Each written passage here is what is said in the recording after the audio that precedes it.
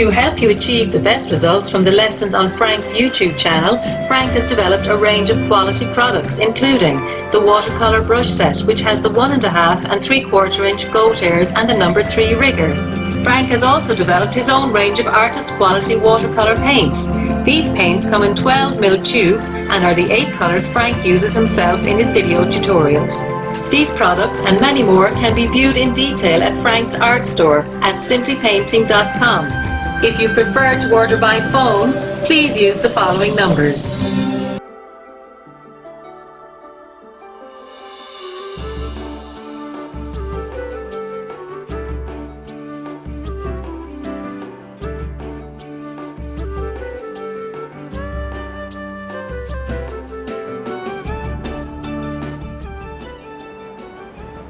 Welcome to Simply Painting, everyone. I'm Frank Clarke, and we're in the Roe Valley in Derry in the north of Ireland.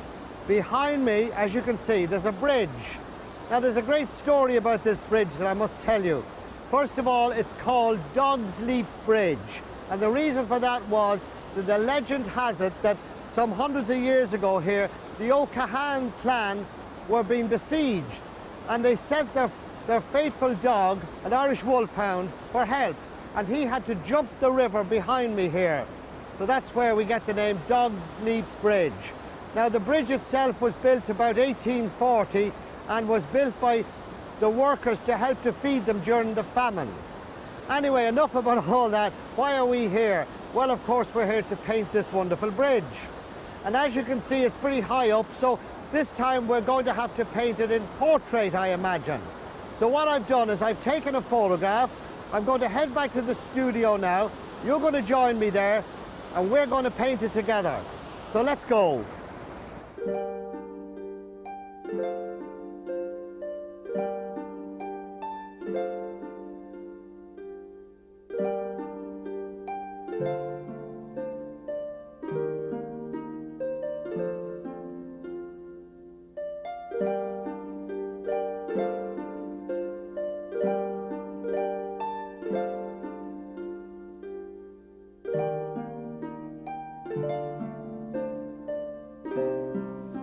Ah, hello there. You caught me doodling.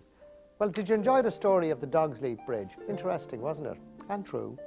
Anyway, we're here to paint it, and we've done so, and you're going to now do it with me. But before I show it to you, let's quickly run through the materials we're going to need this time to paint this little picture. And once again, it's watercolor. We need 5 colors, which are raw sienna, lemon yellow, cobalt blue, alizarin crimson, and burnt umber. They're the 5. I've got my white gouache just in case. These 3, we don't need them, so let's put them to one side. We, of course, once again, will need the Simply Painting goat hair brush, which is about 2 inches broad. And we need the smaller brush, the rigger. So the 2 brushes.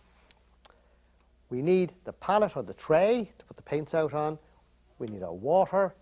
We need our cloth. And last, we need the paper. And it's 14 by 10. That's the measurement. 14 by 10, and it's 140 pounds. That's the weight of it.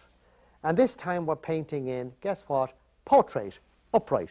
If it's upright, it's portrait. If it's longwise, it's landscape. I'm sure you know that by now, but just in case, because there's always new people, aren't you? You're out there and you're saying, maybe I should watch this. It might be a nice hobby. I tell you, you stay with me, and in 1/2 hour, you'll be an artist. I promise you. Anyway, let's look and see what did we do with Dog's Leap Bridge. Let's have a wee look. We painted it now in portrait, as I say, and you'll see that the bridge is pretty high up.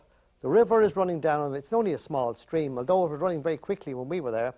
And it's quite a simple picture, I promise you. It's not half as difficult as it seems. So let's start off by using Have Some More Fun, which is, of course, horizon, sky, middle, and foreground. Let's start off with the horizon line. Okay, now the horizon line in this case is actually under the bridge. And if you look back very quickly to the picture again, it's where the water is flowing through it. And it is about a little over 1/3 of the way up the sheet. So we've drawn it now, and that's that. That's the finish of the drawing. We'll get onto the bridge a little later on, but let's do that first. Next, we need to put out some paint. And this time, first of all, for the sky, not much sky, but there's still some, let's put out some cobalt blue and alizarin crimson. Those 2. Now we're ready for our sky now. Now, having done that, let's look back to the picture again and see, where is this bridge? Where is it? Well, look, let me just very quickly trace in where we think this bridge is going to be. Now, honestly, it does not have to be exactly, so I don't want you to get out a pencil and spend the next hour and a half putting it in and rubbing it out and putting it in and rubbing. Let's put it in and be done with it. It's a fair big, look, kind of a, what would that be, kind of a half-moony shape. And it comes to about there. And then on top of it is the bridge. And it's flat, so you can walk across it. Now, on the far side of the bridge, where it comes down there, like, doesn't it come down like that a little bit? It does. And this one here comes down a bit more like that. So that's a good shape of the bridge. Now, the rocks come down like that. Now, I'm very quickly sketching it in. Are you following me here? I'm looking backwards and forwards to the painting, but you can watch me. And then it goes down like that. And then this goes down. I'm just making a few little. Now, the water flows away down there. Do you see that? And on this side, down, and then off out here. That's the drawing. Now, you can see roughly the bridge now, can't you?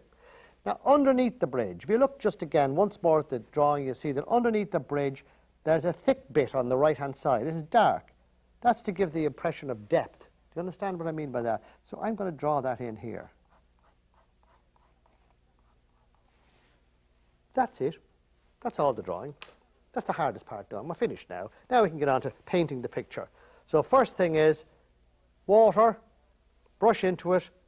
Now let's take up just plain water and just give it a little wipe up on top, just keeping it above, see that, just above the bridge. Fill that little area in there, wet it, and then dip it in. Let's take some of the blue. Now this has to be all fairly faint. Don't make it too strong a colour. It's quite a weak paint we need. Now, alizarin crimson is a devil. Oh, if you use too much, it can very quickly take over. I'm very happy with that. See that there now? That seems to be pretty good, doesn't it? Let's just wipe that in. Ah, yes. Look, right across like that. So across the top of the bridge. See that? Now, I don't have to worry about clouds right this time because we're going to fill the side of it in, aren't we, with a little bit of some bushes. And then underneath again, look, underneath the bridge, I'm just going to fill that little bit in there, see it? Bring it down a bit. Don't go over your rocks too much. Can you see what I'm doing? I hope you're watching me now. I hope you're following me in these things, and I hope you've got your paints out and you're doing this thing, and if you haven't, honestly, if you don't get them by the next program, I'll murder you. No, I won't. But you missed something, honestly. Now, there we are. So there's, look, we've put in the background, so to speak. Now, let's give that a dry. And to do that, once again, we got our old pal, the hairdryer. It kind of keeps me quiet, doesn't it? When this is running, I can't talk too much, so bear with me for a second.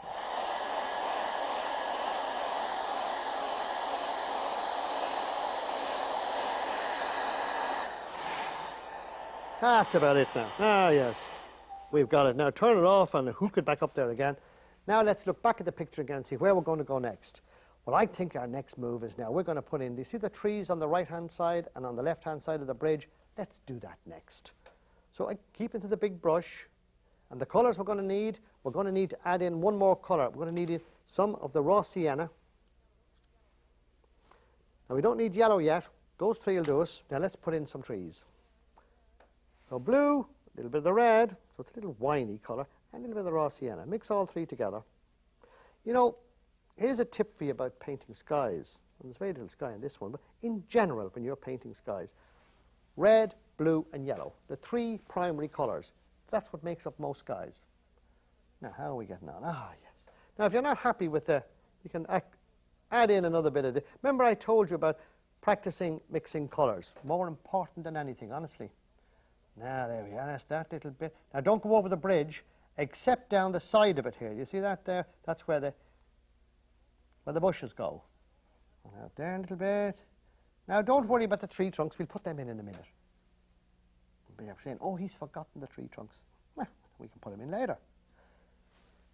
Now, once again, mixing up. Keep going back and forward, mixing up your colour, you see. Now, that's obviously too red, so we just add a bit more blue into it and a bit more of the raw sienna, and we get a little kind of a winey colour. That's what we're looking for. See it there? Yeah, it's nice. I'm let my fingers do the walking. The corner of the brush. Use the corner of the brush. And that goes right. Well, let's go right down there because we've got to put in these. Now we'll put in, very shortly we'll be putting in the bridge colour. You see that now? Now, as always, and I always say, don't just do it in one matte, flat colour. Add in some other colours and all kinds of. See, I'm mixing the three colours there, and you can see the difference in them, can't you? I hope you can. There we go. Coming right down now. How's that? Excellent, he says. Now, while that's drying, why don't we proceed on down a little bit here? Come down these rocks. Now, I need now, next of all, to put out another colour, some burnt umber. Let me find it. Here we are. Why don't I take that fella away to one side there? Give yourself some room on the palette. What?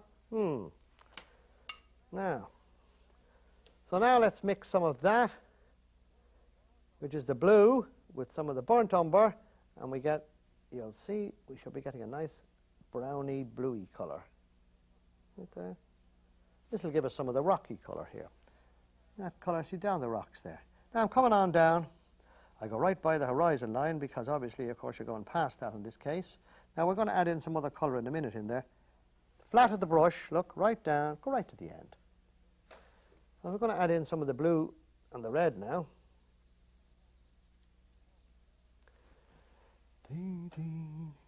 Now the water will be down the bottom there. We're going to put out some yellow in a second, don't worry. We'll make this all come together shortly. Is that the word? Now I'm darkening this side, which is the right-hand side. And if we look back to the picture once again, you'll see that on the right-hand side, it's in shadow. On the left-hand side, of course, it's not. It's bright. The sun is hitting it, coming this way, and that's why it's nice and bright. Now, so let's get ready for that. We put in some yellow in here now. I'll put them on this side of the palette. I have a habit of doing that because it gives me plenty of room. But I'll make up a little greeny colour here. Not too green. Some of the blue, some of the yellow. And now, a little bit there. It's just dabs. It'll sink in. When you do this when the paper's slightly wet, if you notice I haven't dried the paper this time. And the reason behind that is that I'm letting it all kind of sink in together. It's all kind of, look, allowing me to go off up there. I'll put in me, why don't I do that now? Put the big brush down there for a moment. Take this middle-sized brush, I call it, and let's get some of the burnt umber there. There we are. And let's create a couple of these nice tree trunks. These are the tree trunks, aren't they? Faint. Don't make them too strong because they're hidden with some leaves and with all kinds of things. And the same on the far side. Up we go there, a little bit there. How are we getting on now? Look at that. You can see you can drag them across the page. Right? And we just have to go a little bit more there. Now they'll sink in because that's wet, you see, and I didn't dry any of this. This is what's called wet into wet. Ever heard that? Somebody says to you, I'm painting wet into wet. That's what they mean. They're putting wet paint on top of wet paper. Now let's look at the bridge. I think we should try and fill in this bridge now, shouldn't we? Yeah, so let's get some of the raw sienna. Take it over there, some of the blue, mix the two together, and we'll get a grey with a bit of luck. How's that now? Yeah. Now it's not too dark, this bridge is quite light, so in other words, plenty of water. How do you lighten watercolours? You use water. How do you darken them? You use paint. Isn't that it? Simple, isn't it? I know if you paint light-coloured pictures, you'll save, won't you? You won't use much paint. But listen to me now. Don't take that too literally. Now, there's our bridge in for the moment. I can do a little bit more with that in a moment, but while it's drying there, I'm going to go down this side here, because that's the side up. Now, I'm going to take a little bit of the burnt umber and mix in that puddle of paint I have over there. I want to keep it nice and... That's the blue and red, mixed with a little of the burnt umber. And now we're going to leave out some nice white bits on this. We're also going to fill in there, I can tell you while we're at it. Why don't we just do that? Yeah? We can darken it later. I think that's coming on fine. Now a little bit there, a little bit there. Now those, you see the horizon line? It's still there. We can rub that out later. Don't worry about it. A bit of green, which of course is made up with the blue and the yellow, isn't it? And why don't I put in a little bit of the raw sienna into it? And that goes there, just feeds in a bit like that. Now the water, I'm saving the water because I enjoy it. It's a bit of fun. Are you following me? As I say, if I get ahead of you, that doesn't make any difference. What you do is you go as far as you can, and then you put it in yourself then later. I'll let you do that. That's what I do. I might paint a little bit. If I was out sketching, I'd paint a little bit of it, and then I'd come home and do the rest. No need for it to do it all together on site. And as I say, if I run ahead of you, then you catch up with me later. Now just pull that down there a little bit there. These rocks are nice and bright, aren't they? Now we need to darken here. This is pretty awful looking, isn't it? So blue and red, and the only thing we're going to have to put out some more blue. Now why don't we do that? Cobalt blue, let's put it out. Isn't it fun, this? Yes, it is. I'll show you a little doodle later, how to draw a little bird. I'll do that if I get a chance later. Why don't I do that with you? Now I'm just adding in some red, some blue, and some of the burnt umber, because we're going to get up some good dark colour for there. See in there? I want to make that a real dark place. That's under the bridge, like it's the bushes in the distance and all. And it'll brighten up the whole thing. Wait till you see now. Counter change again. Remember that word?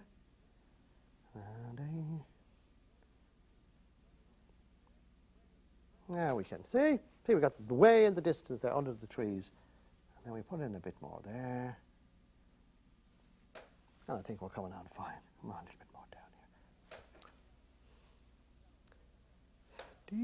here. See, I'm mixing some of the yellow into this mixture because we want to create an impression that this is quite dark on this side here. Now, let's get the other brush and let's look at the water. Now the water is almost pure blue, isn't it? And to start with, we leave plenty of white in the water because it's flowing, foam flowing down. You understand that? Alrighty. So there's a little bit there. Let's put him a bit there. We cover up the line a bit and we take him downhill there. And then he flows down onto another ridge which is there. And we flow him down there. Look at that. And we can fill in that bit later on. Don't worry about that. And we come on down now. This is cascading down, see it? Waterfall, and we just a tiny bit of red in that, just to match up the colour. Keep the colours nice. And look at that, it's all coming down. Yeah, not so difficult, is it? That's the first bit that flows there. Another little bit there. Down it comes, cascading right down. And then there's another big fall here. I love doing this. Take your time with this. Now, you don't have to rush quite as much as me. I keep saying that, don't I? But it's fact. Take your time. Your water, it's what you leave out of the water is what shows it up, not what you put in. Yeah. Now, into the big brush again. See the way it's beginning to make kind of sense now. It's all very loose, and what we call this is you paint nice and loose, and then you pull it all together. That means you put the finishing touches into it. How's that? That's a little bit blue for me. I'll go back to the picky shortly now, but not just yet. Let's keep at this. Huh? You notice I'm left-handed. Well, there's a story about that. Do you know that the left-hand side of the brain, do you ever hear that working from the right-hand side? A left-handed person, it's the right-hand side of their brain, and a right-handed person is the opposite. And they say that the right-hand side of your brain is the artistic side. That's why about, I think, something like 60% of artists are left-handed. But that doesn't mean you can't do it if you're right-handed. I'm not saying that for a moment now. I'm just saying that we're that way inclined, if you like. And now, how is that water falling down now? I think that's grand. Now let's go back in with the other brush. Okay, let's put that one there for safety. Now I'm going to start squaring off all here. So let's take some of the... Anyway, getting onto our right-hand side of the brain thing. So that means that in most other people, the right-handers, let's call them, the right-hand side of their brain doesn't get much use. It's fairly dormant because it hasn't been used much. So what I'm trying to do now is to fill it up for you. We're going to have this terrific input into this right-hand side of your brain. All these painting tuitions and believe it or not, you'll see all of a sudden how simple the whole thing is. You know, it's a great old hobby, isn't it? Keep saying that, don't I? But it's true. Now I'm just darkening a bit there because we need to make a bit of, see the way it's beginning to fill in now is the word I think we're looking for. Don't try and finish everything together. It's kind of, you're kind of wandering around the picture and you're doing the bit that you like here and there. I'm going to start using more purple on this. Purple, by the way, is one of the major colours used by artists. Purple. Yeah. And if you look at skies and things, usually there's a lot more purple in them than you believe. Now that needs to be darkened down there a bit. Now, I'm using this small brush quite a lot this time, but it's only because it's in my hand, as they say. Now let's have another quick look back to the picture, just while we see how we get now. And you see it's beginning to all come together now. We haven't put the bottom of the bridge in yet. There's a reason for that is that I don't want to finish the picture too quickly. I'm enjoying myself. Hello, okay. Now, so in other words, I'm painting the broad outline of the thing. That's what you do to start. You always paint the broad outline of the picture, and then you start to fill it in. But you don't have to worry about real fine detail. I always think it's awful when you see a picture with all these little twigs and everything absolutely, you know, they spend hours and hours and hours filling in little tiny details. There's the story about the man who was painting the bridge one time, you know, and he was doing it for about, he was 3 weeks at it. Every brick, every block, everything else. And then along came this artist and he sat down beside him and painted the whole thing in about an hour. Now, it wasn't exactly, it wasn't detailed, naturally, but everybody knew what it was. It was this, they could tell it was the bridge, and that's what true art is. It's not you don't have to paint every single detail. Now, see the way it's beginning to go backwards now. And let me put a little bit more of this in here. See the idea? Now let's have another quick look at the picture and see. Oh, I think we're beginning to come to life now. I might put another little bit up there. That's good and dry, you see. I let it dry, and now I can go over it a little bit. And the same thing there. Now we're going to get at the bridge itself. So now we need to make up a good dark paint. And to do that, we use cobalt blue and burnt umber. You don't need black when you're painting in watercolors because this will make up a colour every bit as dark as black. And it's nicer too. Black is not a nice colour. Now look, I'm just going to paint around the outline there. This is under the bridge. You know the way the shadow under the bridge? Yeah, of course you do. But you'll see what will happen when I put this in. It actually brings the whole bridge together, you see. So I always save the best bit to last. Like this. Don't do this too soon. There's a tendency to lep at it. The minute you start, you put the bridge in. I don't put that in till the very end, you see. And then you get an idea what the whole thing looks like. Maybe go across the top a little bit there. See the way the bridge is beginning to come into shape now, isn't it? Yeah, of course it is. How are we getting on? We're doing terrific. Actually, we're going to have time to show you probably a little doodle for you. Let's leave that to dry for a second and let me show you something. What I was doing when you came along first. The letter R. That is the letter R. Right? And this is a little exercise. Turn your little letter R into a bird. See that? I'll do it again for you. Look. The letter R, put a tail on him, see that? And a head on him, can you see that? And a little ball on the top, and my word, you've got a bird. Now, if you filled him all in, you see, you've got a little bird. And the legs are perfect. That'll do little birdies. You put little birdies in your pictures. Do that 10 times, you'll be surprised. Just thought I'd mention it in passing. Give this a quick dry. Now, you all right? Now it's going to be splash, splash, splash, get this thing finished up. We're going to put some raw sienna and a little bit of that red and blue in. We're mixing the whole thing together there. And I'm just going to put a little bit more life on this side here. And on this side, the same thing. I don't want to put too much on this. This is a... Yeah? And the bridge, of course, that'll be a bit dark there. And that'll... Now I think we're very nearly there. I want to put so the next move now is I'm going to sign this down here And then I'm going to put my little mat on it. And that means that the picture should be finished. And what I want you to do now is do something like that. And remember, try it out. And you too can have some more fun.